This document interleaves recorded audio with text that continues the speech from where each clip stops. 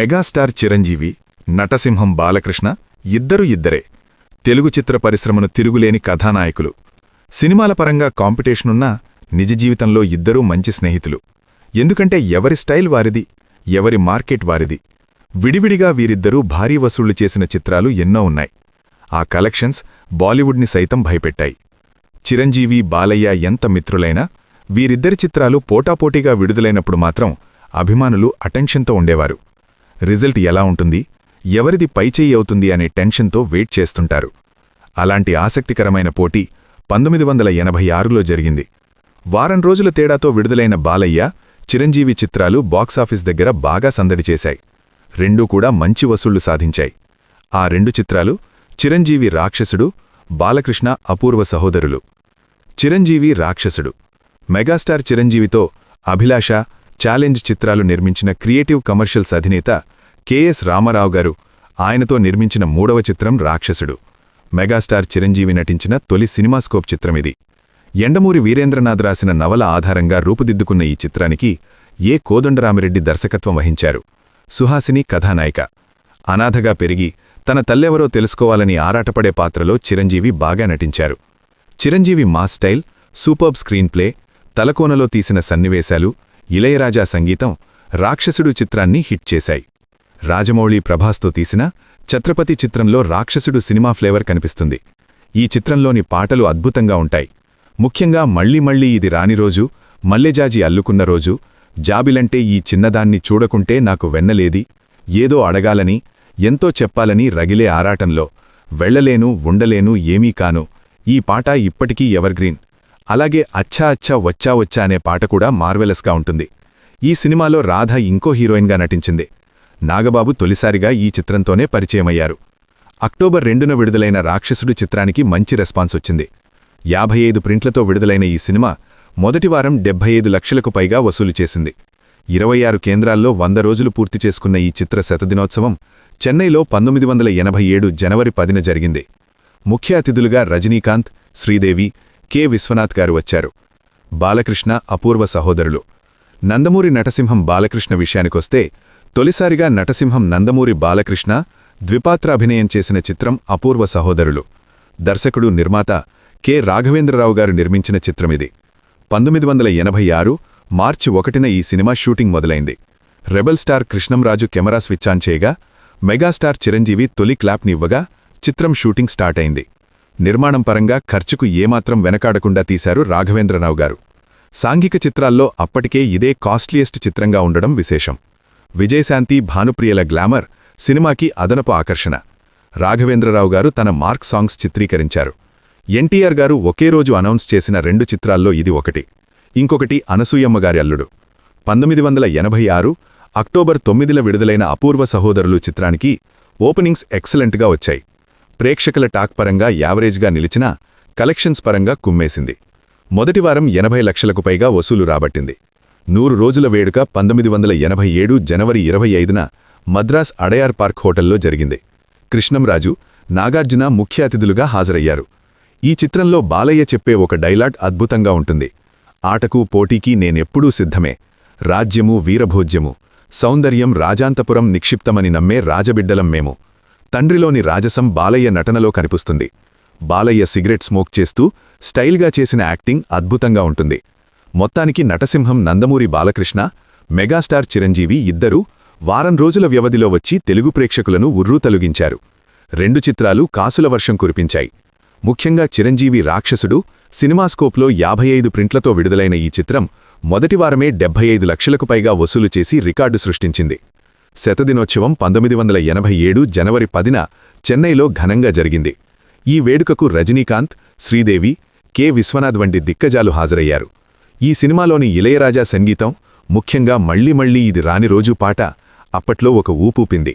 Megastar Chiranjeevi గారు మరొక్కసారి నవలానాయకుడిగా విజృంభించారు. 1983 సంవత్సరంలో అభిలాష, 1984 సంవత్సరంలో ఛాలెంజ్ యండమూరి వీరేంద్రగారి నవల ఆధారంగా వచ్చినవి. తరువాత చిరంజీవి, కెఎస్ రామారావు, కోదండరామిరెడ్డి, యండమూరి వీరేంద్రనాథ్ మరియు ఇళయరాజా కలిసి చేసిన మూడవ చిత్రం రాక్షసుడు. చిరంజీవి పాత్రకు పేరులేని ఏకైక చిత్రం కావడం గమనార్హం. ఇతర పాత్రలు అతన్ని స్నేహితుడు లేదా పురుష అని సంబోధిస్తుంటాయి. ఆసక్తికరమైన విషయమేమిటంటే కోదండరామిరెడ్డి దర్శకత్వంలో ఒక రాధ ఇద్దరు కృష్ణులు 1986 సంవత్సరం అక్టోబర్లో విడుదలైన రోజునే రాక్షసుడు కూడా విడుదలైంది.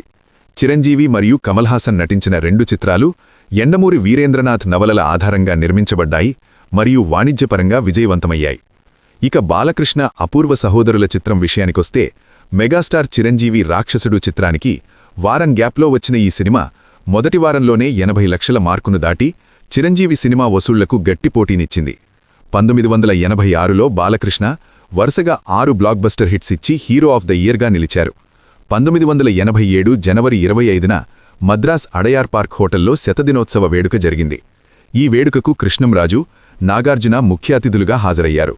1986 సంవత్సరంలో వారం గ్యాప్లో రాక్షసుడు సినిమా మొదటి వారానికే 75 లక్షలు వసూలు చేసి రికార్డు సృష్టిస్తే, ఆ మరుసటి వారమే నటసింహం నందమూరి బాలకృష్ణ అపూర్వ సహోదరులు సినిమా మొదటి వారం రోజులకే చిరంజీవి సినిమా రికార్డుని బద్దలు కొట్టి యావరేజ్ టాక్తో 80 లక్షల రూపాయలు వసూలు చేసి ఔరా అనిపించిన నటసింహం నందమూరి బాలయ్య. టాక్ కొంచెం యావరేజ్ వల్ల ఫుల్ రన్లో కలెక్షన్స్ తగ్గాయి, లేకుంటే రాక్షసుడు సినిమాకు అంత కలెక్షన్స్ రావు. ఈ 2 సినిమాలు ఒకే నెలలో రావడం, 2 సూపర్ కలెక్షన్స్తో దూసుకుపోవడం వల్ల తెలుగు సినీ అభిమానులకు అది పండుగలాంటి సమయం. రాక్షసుడు సినిమా 28 కేంద్రాల్లో 100 రోజులు ప్రదర్శితమై వాణిజ్యపరంగా పెద్ద విజయాన్ని సాధించింది. రజనీకాంత్, శ్రీదేవి, కె. విశ్వనాథ్ మరియు ఎంఎస్ రెడ్డి వంటి ప్రత్యేక అతిథులతో ఒక గొప్ప వేడుక జరిగింది. ఈ కార్యక్రమంలో శ్రీదేవి చిరంజీవికి ఒక జ్ఞాపికను అందజేశారు. దీన్ని తమిళంలోకి రాక్షసన్ అనే పేరుతో డబ్ చేసి తమిళనాడులో కూడా బాగా ఆడింది. తెలుగు వర్షన్ కూడా రీరిలీజ్లో బాగా ఆడింది. ఇక రాక్షసుడు కథ విషయానికొస్తే, ఈ చిత్రం ఒక వితంతు స్త్రీ ఒక మగబిడ్డకు జన్మనివ్వడంతో ప్రారంభమవుతుంది. కానీ స్థానిక ఇంటి యజమాని దానికి అంగీకరించకుండా ఆ బిడ్డను వదిలించుకోవాలని ఆదేశిస్తాడు. ఒక తాగుబోతూ ఆ బిడ్డను కనుగొని కొన్ని సంవత్సరాలు పెంచి డబ్బుకు బదులుగా లేబర్ క్యాంపుకు అమ్మేస్తాడు. 20 సంవత్సరాల తర్వాత పురుష అనే బాలుడు తన స్నేహితుడు సింహంతో కలిసి పురుష తల్లిని వెతుకుతూ లేబర్ క్యాంపు నుండి తప్పించుకుంటాడు. పురుష తన తల్లి గురించి సమాచారం కోసం ఇంటి యజమానిని ఎదుర్కొన్నప్పుడు ఆమె చాలా కాలం క్రితం వెళ్లిపోయిందని ఇంటి యజమాని వెల్లడించాడు మరియు మరిన్ని వివరాల కోసం 10,000 రూపాయల లంచం డిమాండ్ చేశాడు. పురుష మరియు సింహం ఒక ఇంటి నుండి డబ్బును దొంగలించడానికి ప్రయత్నిస్తారు. కానీ ఆశ్చర్యకరంగా జయకృష్ణమూర్తి జేకే వారిని పట్టుకుంటాడు. అతను దొంగలించబడిన మొత్తాన్ని వారి దగ్గర ఉంచుకోవడానికి అనుమతిస్తాడు.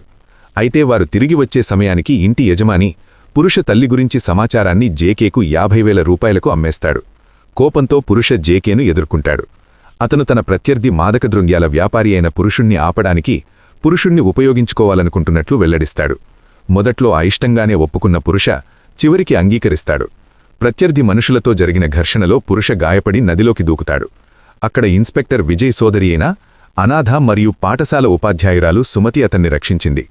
పురుష కోలుకున్న తర్వాత అతను జేకే ప్రత్యర్థి అయిన శైలజ తండ్రిపై నేరారోపణించే కీలకమైన పత్రాలను దాచడానికి ఒక ప్రణాళికను రూపొందిస్తాడు.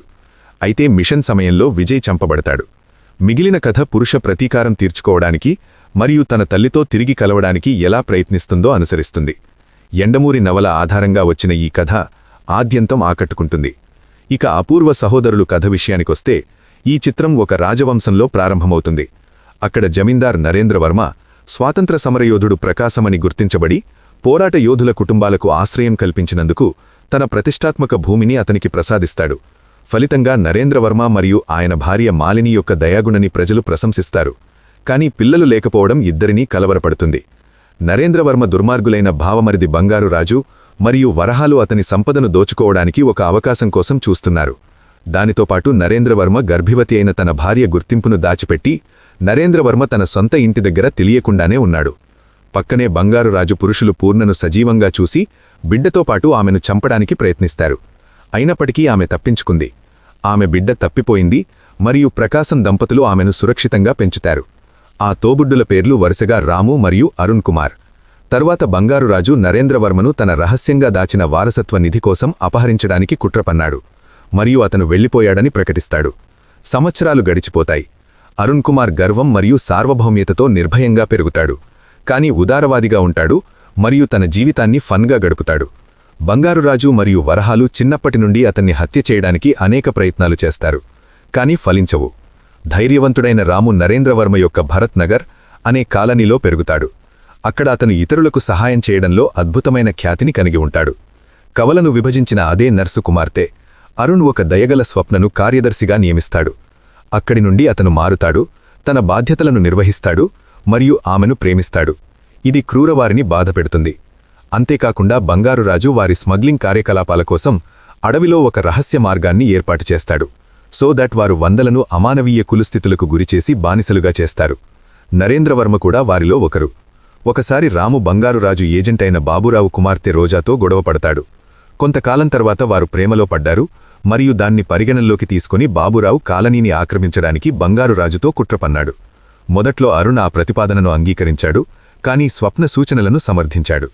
అందువల్ల బ్లాక్ కార్డులు అరుణ్ యొక్క అత్యంత అందమైన గుర్రాలతో కాలనీని నాశనం చేస్తారు. వాటిని రాము పట్టుకుంటాడు.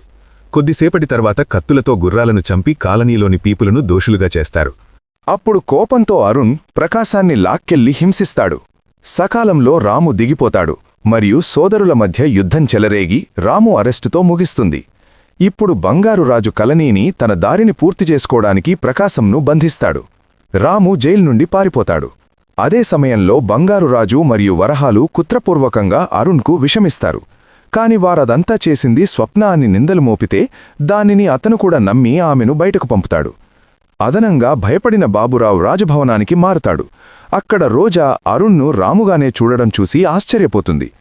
ఈలోగా ఆమె నరేంద్రవర్మను చూసినప్పుడు దుండగులు పూర్ణను కూడా బంధిస్తారు. దానిని గుర్తించిన బంగారురాజు పూర్ణను దాచిన సంపద కోసం బెదిరిస్తాడు. పూర్ణకు ప్రమాదం చూపిస్తాడు. ఇక్కడ రాము రక్షించి పూర్ణతో పారిపోతాడు. అదృష్టవశాత్తు అతని స్వప్న ఇంట్లో అడుగుపెడతాడు. అక్కడ ప్రకాశం భార్య శాంతమ్మ కూడా అతని మరణం తర్వాత కుడిసెలో ఉంటుంది. ఆ విధంగా మిగిలిన వారిని రక్షించడానికి రాము తిరిగి అడవిలోకి ప్రవేశించినప్పుడు రియాలిటీ చూపిస్తుంది. కాని దుండగులు అతని వెనక కత్తితో పొడిచారు. అదే సమయంలో రోజా, అరుణ్ మరియు స్వప్న దోషి కాదని అతని మామల క్రూరఛాయలను ఛేదిస్తాడు. వెంటనే అతను స్వప్నకు వెళ్తాడు. అక్కడ అతను తన నిజ జీవితం గురించి తెలుసుకుని తన తల్లి పూర్ణను ఆలింగరించేసుకుంటాడు. ఆ సమయంలో మోసగాళ్ల వ్యూహాలు మరియు అరుణ్ను రాముగా జైల్లో పెడతాడు. ఇంతలో రాము మరణాన్ని ఛేదిస్తాడు. స్వప్న మరియు రోజా సహాయంతో ఒక నాటకాన్ని రూపొందిస్తాడు మరియు అతను మోసగాళ్లతో కలిసిపోయినట్లు నటిస్తాడు. తరువాత దాచిన సంపద ఎక్కడ ఉందో చెప్పేటప్పుడు వాటిని నకిలీ చేయడం ద్వారా అతను తన తండ్రి నరేంద్రవర్మను చేరుకుంటాడు.